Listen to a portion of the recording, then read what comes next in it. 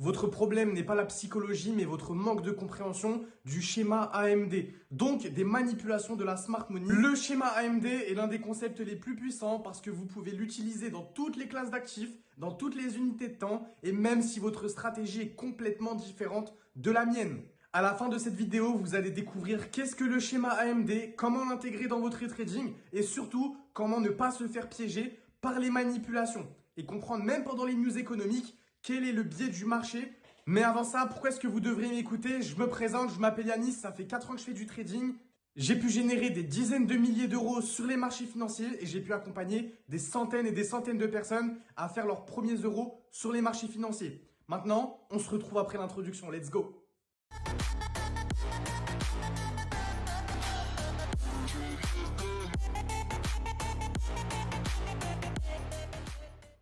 On se retrouve comme d'habitude sur cette application où je vais vous schématiser chaque concept et je vais tout vous expliquer pour que le schéma AMD n'ait plus aucun secret pour vous. La majorité des personnes perdent leur argent parce que justement elles se font manipuler par ce schéma AMD. Je vais tout vous expliquer. Le schéma AMD se regroupe en 3 phases: l'accumulation, la manipulation et la distribution. Donc l'accumulation, c'est tout simplement le mouvement de consolidation. C'est un mouvement où le marché, justement, il va divaguer entre un point haut et un point bas. D'accord? Donc ça ressemble à ça. D'accord? Donc, la plupart du temps, ce schéma, il va se créer durant la session asiatique. D'accord? Tout simplement. La manipulation, c'est une bougie violente ou plusieurs bougies, plusieurs corps de bougies qui vont venir récupérer tous les stop-loss. Donc, ce qu'il faut savoir, c'est que dans une accumulation comme ça, tous les traders retail qui traitent support-résistance, la majorité des traders retail vont placer leur stop-loss juste en haut ce point haut ou juste en bas ce point bas. Donc si le marché vient récupérer justement un point haut ou un point bas de manière violente, ça va créer justement énormément de contreparties. Et la distribution, c'est tout simplement la phase d'expansion. Donc là, on a la manipulation. Ok. Et la phase d'expansion, c'est la distribution. C'est le 3e mouvement qui va permettre au marché justement de se retourner pour aller faire un énorme mouvement dans le sens contraire de la manipulation. Donc ça va ressembler à ça les amis. Donc là, on a un schéma AMD où la distribution se fait de manière haussière parce que justement la manipulation est venue prendre tous les stop-loss sur ces points bas. Et ici, on a une distribution qui s'est faite de manière baissière car justement la manipulation est venue prendre tous les stop-loss à ce niveau-là. C'est hyper important de comprendre ça, comme ça vous allez pouvoir justement vous positionner au mieux sur le marché et après je vais vous montrer justement des cas pratiques, vous allez voir. Pourquoi est-ce qu'il y a ce phénomène? Il faut savoir que le marché c'est un jeu à somme nulle. En anglais c'est un zero sum game. Ce qui veut dire que s'il y a 10 000 lots à la vente, il faut 10 000 lots à l'achat pour assurer la contrepartie. Donc quand le marché vient prendre les stop-loss, c'est pas justement parce que les banques, c'est pas pour nous embêter. C'est tout simplement pour assurer de la contrepartie. Parce que tous les stop-loss ici, ils sont à ce niveau-là.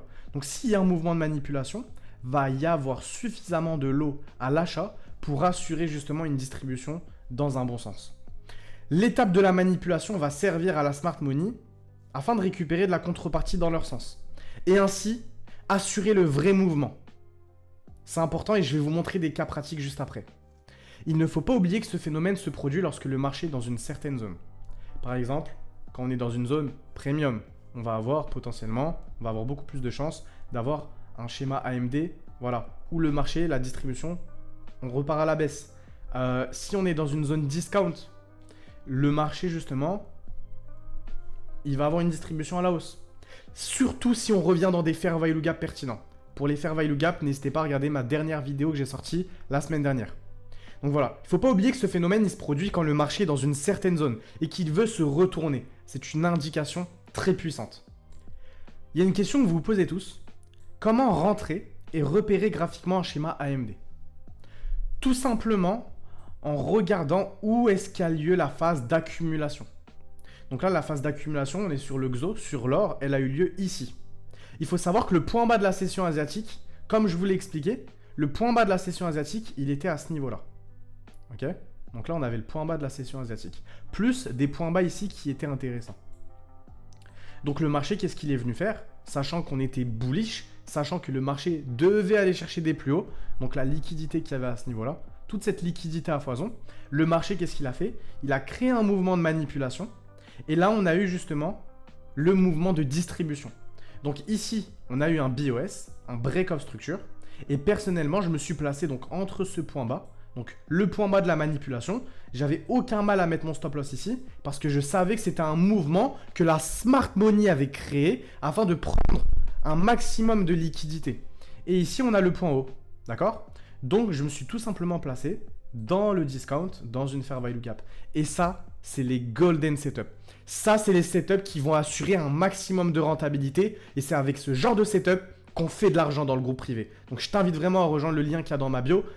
Il faut aussi comprendre que les schémas AMD ont souvent lieu pendant des news économiques. Et que ça va nous donner une grande indication par rapport justement à où est-ce que le marché veut se diriger. Il faut savoir que ce que j'ai écrit ici, donc la zone que j'ai placée ici, c'est ma fair value gap en daily. Et le marché, il était en train d'accumuler. Ce qui veut dire qu'en fait, le marché, ce qu'il était en train de faire, schéma AMD, on a accumulé à ce niveau-là. Le point bas de la session asiatique, il était juste ici. Le marché est venu reprendre cette liquidité. Donc la manipulation, elle a eu lieu durant IPC. Et comme par hasard, qu'est-ce qu'on est venu faire? Je dis comme par hasard, mais c'est loin d'être un hasard. On est revenu justement dans du fair value gap. Donc tout ça, c'est du fair value gap. Et le marché, c'est ce qu'il est venu faire. Donc on est revenu dans cette zone. Et après, on a eu la distribution. Donc là, à l'heure où je vous parle, on est au 2695. Donc c'est assez fou parce qu'ici, on aurait pu prendre un trade au 2620. D'accord? Et assurer énormément de gains, énormément d'argent. Donc voilà, ça c'est intéressant. N'oubliez pas que les news économiques, c'est des accélérateurs de setup. Ça, c'est très important de le comprendre. Donc les news économiques, personnellement, je ne les traite pas. Mais je vais attendre justement qu'elles fassent un setup clé pour après me positionner. Tout simplement. Donc il faut rester patient. Et il faut tout simplement délimiter les zones qui nous intéressent. Donc, en conclusion, vous pouvez utiliser le schéma AMD après avoir établi un biais en HTF. Une fois que vous avez votre zone en haute unité de temps, vous allez pouvoir repérer le schéma AMD pour vous placer dans ce sens. Vous pouvez aussi déterminer une zone de liquidité que le marché doit prendre avec la phase d'accumulation pour profiter lors de la distribution.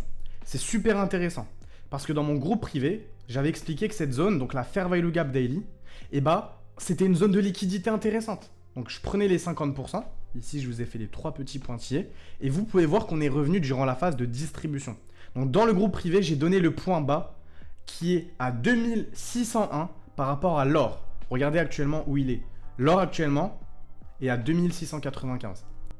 Vous pouvez lier le schéma AMD et la Fair Value Gap afin d'avoir des trades chirurgicales. Je vais vous donner un exemple, et cette fois-ci, ça ne sera pas un schéma AMD haussier, ça sera un schéma AMD baissier. Donc je vais vous donner un exemple sur mon notion. Pour ceux qui veulent voir comment est-ce que je construis un journal de trading, je vous ai fait une vidéo dessus. Et voilà. Donc à ce niveau-là, dites-vous que ça, c'était ma Fair Value Gap Daily. Ok, donc ça, c'était une grosse Fair Value Gap Daily. On est revenu dessus à hauteur de 50% et on avait créé un schéma AMD. Donc là, on avait la phase d'accumulation. Là, on avait la phase de manipulation. Et après, le marché, on a eu la phase de distribution. Donc voilà. Regardez un petit peu comment c'est puissant. C'est aussi un trade que j'avais envoyé dans mon groupe privé et on s'est littéralement gavé. Donc là, c'était la Fair Value Gap H4, il me semble. Mais il y avait aussi une Fair Value Gap. Donc déjà, on était revenu dans des Fair Value Gap H2. Mais c'était dans la grande Fair Value Gap H4 à ce niveau-là. Et dans la Fair Value Gap Daily. Donc voilà, on était revenu combler à 100% la Fair Value Gap Daily. Et c'était un trade qui avait explosé dans notre sens. Merci de m'avoir écouté, abonne-toi, active la cloche de notification et laisse-moi un petit commentaire. Dis-moi ce que tu as pensé de cette vidéo et on se retrouve pour de prochaines vidéos explicatives. Let's go, prends soin de toi.